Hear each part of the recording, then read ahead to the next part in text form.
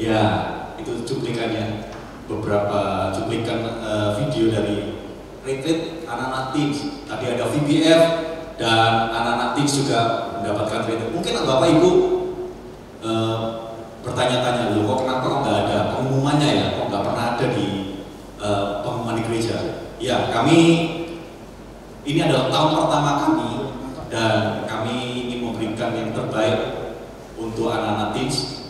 Mereka yang dengan setia mengikuti kebaktian teens, jadi kami melakukan ini. Nah, ini banyak mujizat yang terjadi di sini. Kelihatannya enak, tapi banyak hal yang membuat kami harus mulai untuk mengerti akan firman yang akan saya sampaikan berikut ini. Mari kita buka dalam 1 Korintus 10 ayat 13. Pencobaan-pencobaan yang kamu alami ialah pencobaan-pencobaan biasa yang tidak melebihi kekuatan manusia. Sebab Allah setia, dan karena itu Ia tidak akan membiarkan kamu dicobai melampaui kekuatanmu. Pada waktu kamu dicobai, Ia akan memberikan kepadamu jalan keluar sehingga kamu dapat menanggungnya. Nah, retreat ini menjadi satu kesaksian dalam kehidupan saya. Pencobaan-pencobaan itu ya. Pencobaan itu seolah kami cari, ya kami cari masalah namanya ya, dan bikin retreat mendadak. Jadi tidak seperti yang lain ada persiapan yang panjang. Kami persiapannya sangat-sangat mendadak. Jadi ya kami nggak tahu, kami belum pernah melayani karena masih tahu. Ya mohon maaf sama bagian administrasi di gereja dan finance, bikin mereka bingung untuk menyediakan dananya. Kami juga kurang pandai dalam mengatur anggaran, benar-benar tidak berpengalaman, sehingga ketika anggaran kami ajukan pada bagian keuangan sudah dipertanyakan, cukup tak? Gak bahaya lah. Ya, karena kami berusaha tidak membebani gereja terlalu banyak, dan kemudian kami berpikir untuk tempat retreatnya kami pinjam saja. Mungkin ada jemaat gereja yang punya villa yang bisa kami pinjam. Pada waktu kami pinjam, villa tersebut ternyata bukan medit ya, tapi villanya pemiliknya mengatakan bahwa villa ini sudah tidak lagi layak untuk dipakai. Jadi mereka juga sungkan gitu loh saudara. Ya kami mikir, wah kami harus cari kalau gitu. Nah kalau sewa berarti anggaran akan lebih banyak, akan lebih sulit lagi. Maka saya dan istri survei kemana-mana dengan tim yang ada, Kak Gerson, Kak Dewi, kami berusaha mencari villa yang mungkin bisa diberikan. Nah, kemudian ada salah satu bendaharanya Tuhan datang kepada kami pada satu waktu itu. Kemudian mereka bertanya, kalian mau adakan retreat berapa lama? 1 hari 1 malam. Gak kurang kan? Berarti bendaharanya Tuhan siap loh ngasih kami lebih. Gak kurang kan? Kami mikir. Kan saya sama istri saya lihat-lihat. Ya kalau lebih gak apa-apa sih. Cuma kita ini yang gak sanggup untuk nantinya ya. Nah kemudian enggak. Dan akhirnya setelah kami selesai, kami baru tahu bahwa villa itu disewakan. Jadi berarti ada duit yang keluar. Kemudian makanan, ada yang ngasih kami telur kampung, berapa biji? Telur kampung organik, itu yang diberikan, itu yang the best buat saya. Kenapa? Kalau kami yang mencari, pasti kami akan berikan ya telur lehoran ya. Nah mungkin kami kasih telur kampung organik, itu mahal sekali. Kami lihat anak-anak ini benar-benar itu tadi beloved teens, Tuhan sediakan. Kami bilang sama anak-anak teens, ini retreat diadakan dan belum tentu akan seperti tahun ini terjadinya. Dan kami ajak mereka untuk berdoa. Retreat kemungkinan bisa dilaksanakan, waktu kami belum dapat villa ya, kemungkinan bisa dilaksanakan, bisa enggak. Tapi kami rencana dan semangat mereka luar biasa, dan mereka mau bersama-sama kami berdoa. Dan kami melihat satu sudah dapat telur Kemudian yang kedua, kami dapatkan daging kemasan. Kalau Bapak Ibu tahu maling itu loh, maling ini kaget semua itu, cuma ngucap ya waktu kami lagi rundingan, kaget semua. Enak ya kalau kita makan daging maling gitu ya, cuma ngucap. Tapi Tuhan tahu isi hatinya dan Tuhan sediakan beberapa kaleng. Luar biasa Tuhan itu ya, dan Tuhan sudah sediakan keinginan Kak Gerson dipenuhi Tuhan. Nah kemudian kami sebetulnya juga dijanjikan yaitu lemper pada hari H-2 kalau nggak salah, H-2, H-1 waktu yang jual lemper di telepon ternyata nggak jualan karena hari Minggu mereka memang nggak jualan, nggak bikin lemper, bingung lagi. Tetapi digantikan dengan hotdog. Tuhan kasih lebih lagi hotdog karena ada beberapa anak yang belum pernah makan hotdog, bayangkan juga ada orang-orang yang belum pernah makan hotdog dan Tuhan sediakan untuk mereka. Sungguh satu berkat buat kami karena kami juga tahu bahwa itu nggak mudah untuk mendapatkan itu. Terus kemudian apa lagi? Kemudian keuangan kami juga ada yang support, ada bendahara Tuhan yang percayakan sama Tuhan mensupport kami ketika mereka sebetulnya kami tidak berencana untuk datang ke dia dan kemudian bikin proposal kemudian kami ajukan ke mereka, enggak. Kami datang sebagai sahabat yang kalau kami ada beban kami bisa berbicara dengan mereka terbuka tanpa ada edek aling-aling, tanpa kami juga berpikir untuk minta bantuan atau apa, enggak. Kami hanya berbagi beban dan kami berharap kami juga mendapatkan jalan Tuhan. Mungkin ada orang-orang yang bisa bantu gitu, bantu dia ya. Enggak, dia bilang, loh, aku juga mau bantu. Jadi keuangannya dibantu.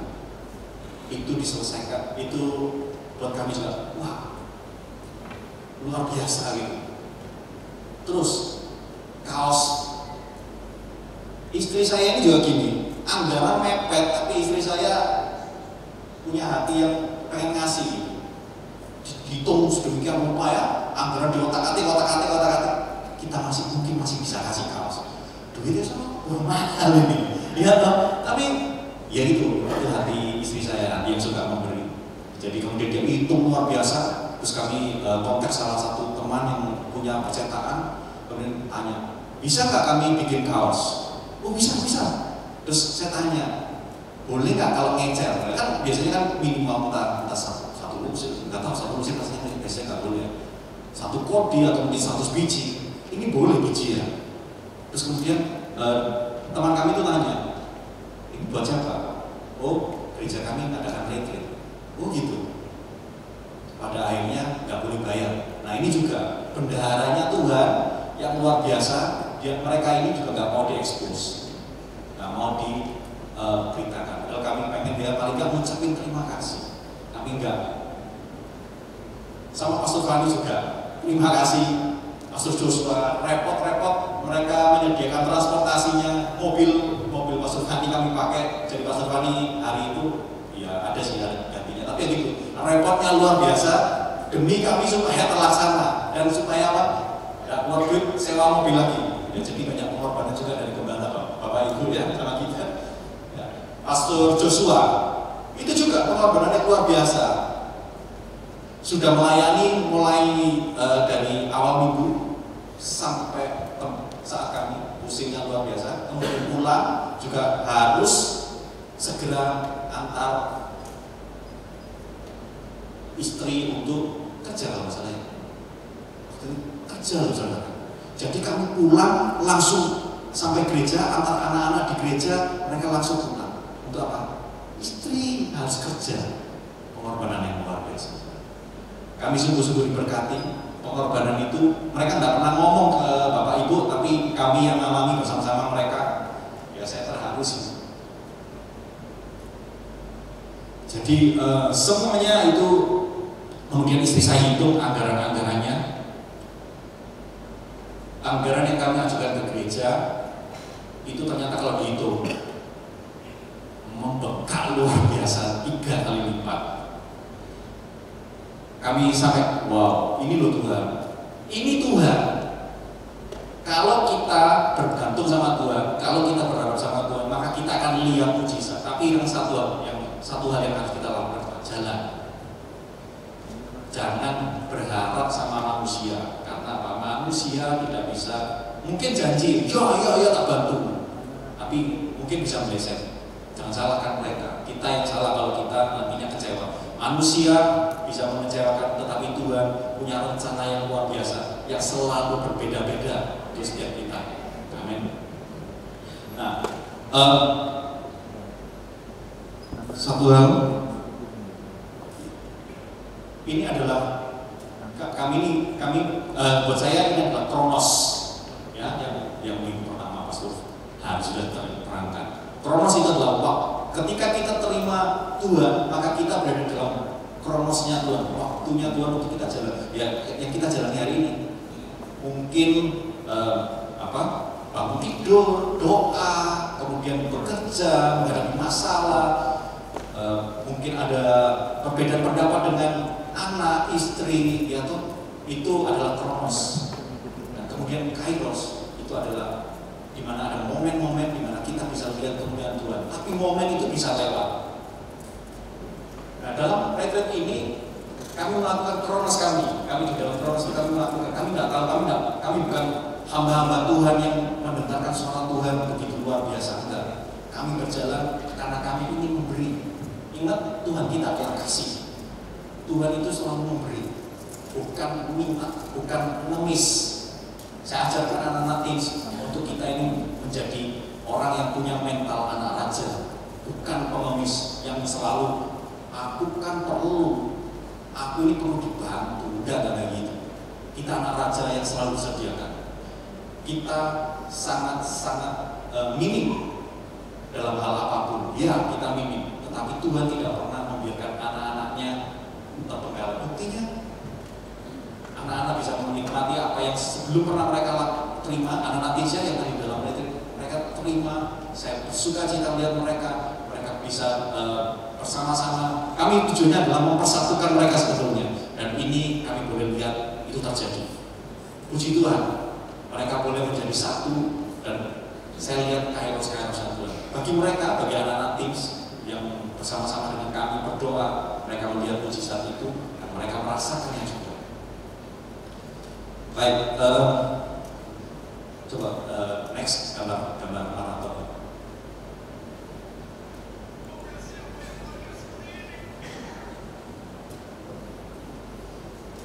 Ya, buat pakai itu. Oke, sini bagus. Oke, saya membayangkan dalam dalam kehidupan kita itu seperti lomba maraton. Kalau yang pernah ikut maraton itu biasa yang di saat ini, bentar lagi kan 17 habisnya banyak nih lomba maraton 5K, 10K, 5.000 meter, 10.000 meter. Itu biasanya mereka ketika mengadakan maka mereka akan menunjukkan peta di mereka, lokasi mereka di mana, arahnya kemana, itu mereka sudah sediakan. Bahkan kalau kita mau, kita bisa survei, kita bisa lihat GPS. Sekarang ini bisa lihat GPS di Google Map gitu ya, kita tahu posisinya. Tapi waktu kita berada di arena, di lapangan, itu kita nggak mungkin membawa GPS sambilan, nggak mungkin. Tapi itu semua sudah ada arahan. Saya bayangkan gini, peta yang diberikan oleh panitia maraton itu seperti kalau kita ini buku panduan ya. Alkitab itu adalah panduan kita. Alkitab, firman Tuhan katakan apa? Firman-Mu adalah pelita bagi kakiku. Nah, itu kan berarti kan peta. Jadi peta ini akan membuat kita tahu teorinya ini. Butuh nggak? Butuh. Kenapa? Kalau nggak ada peta, maka kita nggak bisa jalan. Tetapi dengan peta ini kita tahu modelnya kayak gini. Tetapi di lapangan, ketika praktek, maka kita harus mengikuti arahan yang sebenarnya, sehingga kita akan jalan.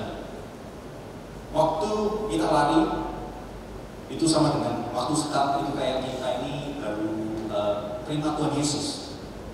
Oh semangat, saya mau melayani. Kenapa Tuhan Yesus sudah mati bagi saya? maka saya mau melayani, luar biasa. Kemudian mulai, ya, kalau lari mulai beberapa 1-2 kilometer masih seger. Berikutnya 45, 3-4-5 itu sudah mulai lemes, ya kan?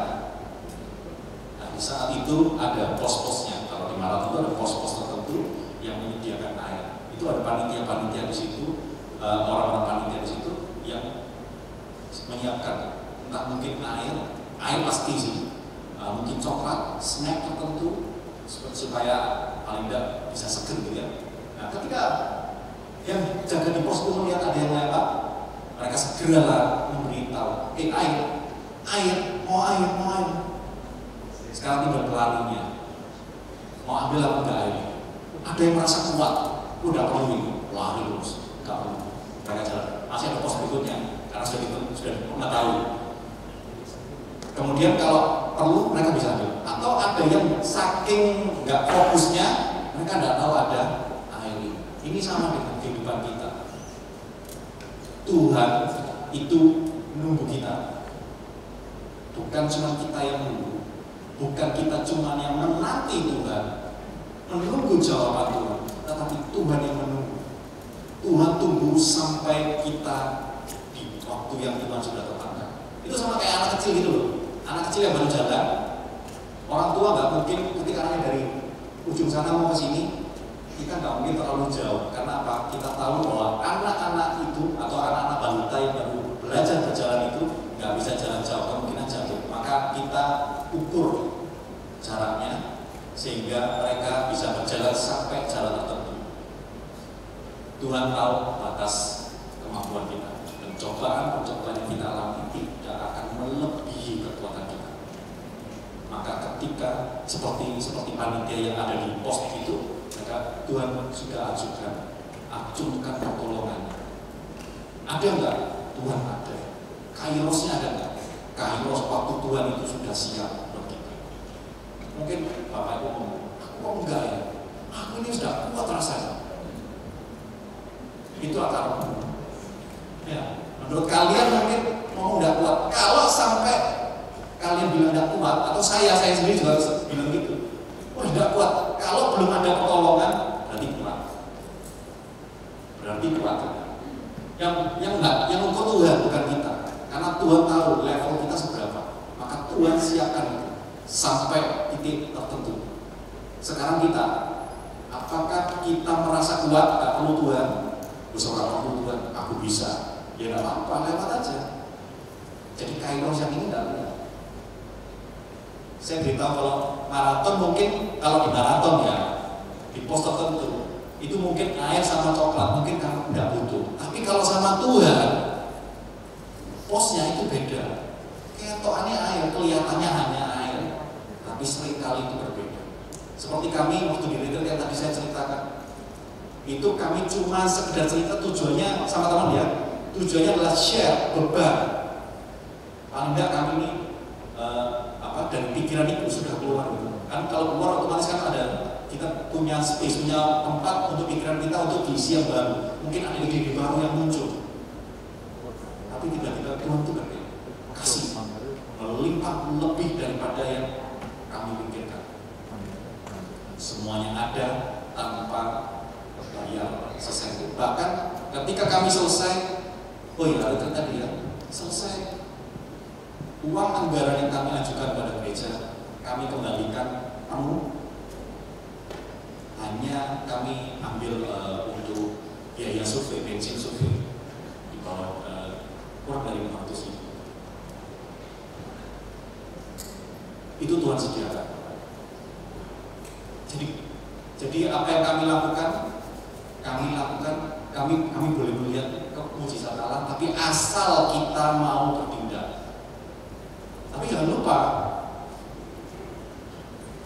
ketika kelihatannya Tuhan tidak bertindak yang seperti yang saya lakukan, jangan berharap apa yang kami alami kemudian Bapak Ibu pasti alami. Nah, kalau misalnya kayak Sadrak Mesak Abednego,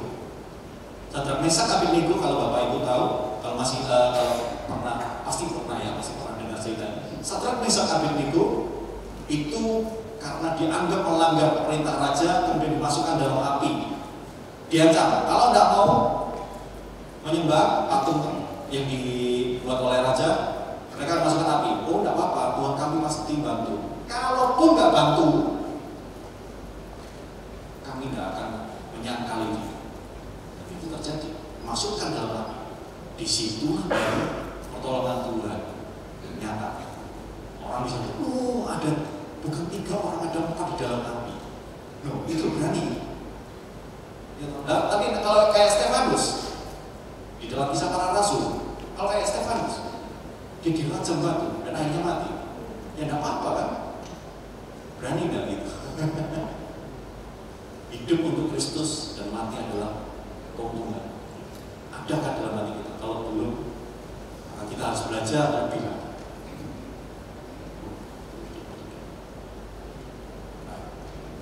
Nah, tinggal kita respon kita dalam percobaan ini. Apakah kita ketakutan menghadapi percobaan ini? Atau kita tetap berharap sama Tuhan? Kita berdoa, yes. Kita baca firman, yes. Pertolongan Tuhan pernah gitu. Terus kita berhenti, kecewa?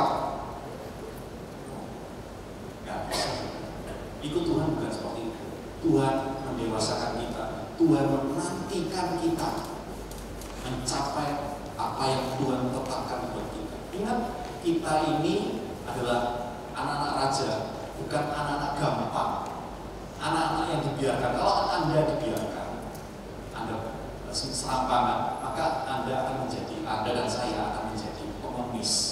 Tetapi Tuhan mendidik kita menjadi anak-anak raja karena Tuhan sudah menetapkan bahwa kita akan memerintah bersama-sama dengan Dia. Pencobaan itu membuat kita, kualitas kita akan semakin baik atau menjauh dari Tuhan. Saya percaya Bapak Ibu di tempat ini pasti ingin mempunyai kualitas yang luar biasa, menjadi orang-orang yang dipercaya sama Tuhan. Jangan menyerah Bapak Ibu. Apapun masalah-masalah Bapak Ibu, itu pasti Tuhan akan bantu. Saya rasa demikian firman Tuhan yang dapat saya bagikan. Pastor Mani, Pastor.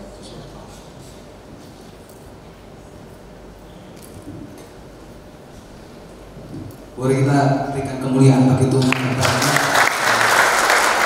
Hari ini sebetulnya Pastor Fani harusnya naik untuk menutup, tapi kok saya digerakkan untuk membagikan sesuatu. Boleh saya minta tolong tim musik untuk naik ke atas. Hari ini waktu saya mendengarkan kesaksian dari Pak Ridwan, jujur Bapak Ibu, waktu pertama kali planning mengenai retreat untuk anak-anak SMP, ketika disampaikan kepada saya jujur dari awal sangat pesimis Bapak Ibu. Karena apa? Saya melihat, aduh, ini keuangan gereja ini masih mepet, ini mau ngadain retreat, ngadainnya mendadak. Saya pikir, aduh, uangnya dari mana ini Tuhan? Dan saya bilang sama Pak Ridwan, saya bilang, udah kayaknya lebih baik kalau kita cari keluar, cari villa kan bayar, adain aja di gereja, dan kita nggak bayar kalau pakai gereja. Tapi satu hal yang saya salut dari tim dari kepemimpinan di dalam kelas tim ini adalah ketika saya bilang udah adain aja di gereja, mereka tetap punya hati untuk kepingin keluar kota. Jadi apa yang mereka lakukan, Pak Ridwan dengan timnya, Kak Gerson, Kak Dewi, mereka kumpul dengan anak-anak dan bilang udah anak, kalau kalian mau, ayo kita sama-sama berdoa. Dan Bapak Ibu, saya tahu betul bahwa anak-anak itu betul-betul berdoa. Dan ketika mereka berdoa, Tuhan menjawab doa mereka. Amin. Ketika kita berdoa kepada Tuhan, Tuhan juga pasti akan menjawab doa kita. Saya melihat bagaimana Tuhan memberkati mereka, memberkati acara ini dari awal sampai akhir, dari persiapan, dari yang kita cuma anggarannya sedikit, Bapak Ibu, tiba-tiba bisa menerima 3 kali lipat. Bahkan anggaran yang sudah disiapkan gereja, keluarnya nggak sampai dengan apa yang direncanakan. Semuanya telah disediakan oleh Tuhan. Dari makanan, pakaian, transport, semua disediakan oleh Tuhan, Bapak Ibu. Dan hari-hari ini saya ini lagi merenungkan mengenai Yusuf, Bapak Ibu. Saya ingat bagaimana Yusuf, dia ketika dia dibuang oleh kakak-kakaknya ke dalam sumur, dia dijual sebagai budak, dia dimasukkan ke penjara. Mungkin kalau kita di posisi Yusuf, kita berpikir, Tuhan ini nggak ada. Bukannya hidupku semakin baik, hidupku semakin buruk. Tapi saya melihat betapa Yusuf itu tetap setia kepada Tuhan. Dan karena kesetiaannya kepada Tuhan, Tuhan juga menunjukkan kesetiaannya kepada Yusuf. Di cerita dalam Yusuf itu, Bapak Ibu, dikatakan ketika Yusuf dijual sebagai budak ke Mesir di bawah Potifar, firman Tuhan mengatakan Tuhan menyertai Yusuf, dan apapun yang diperbuatnya menjadi berhasil. Jadi Potifar menyerahkan segala kuasanya, diberikan rumah tangganya itu kepada Yusuf, dan Potifar tidak perlu khawatir lagi. Dia percaya kepada Yusuf. Kenapa? Karena Yusuf disertai oleh Tuhan.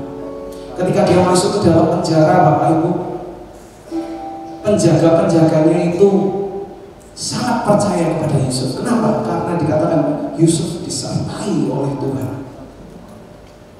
Yusuf disertai oleh Tuhan, dan apapun yang diperbuat menjadi berhasil, maka dia dipercayakan untuk menjaga penjara itu.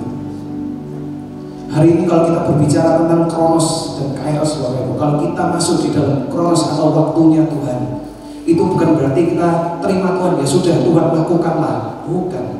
Tetapi kalau kita masuk di dalam kronosnya Tuhan, itu berarti kita juga mengikuti tuntunan Tuhan hari demi hari, Bapak Ibu. Tidak berhenti percaya kepada Tuhan, selalu mengucap syukur atas kebaikannya. Kita terus percaya, kita terus percaya bahwa pertolongannya akan datang.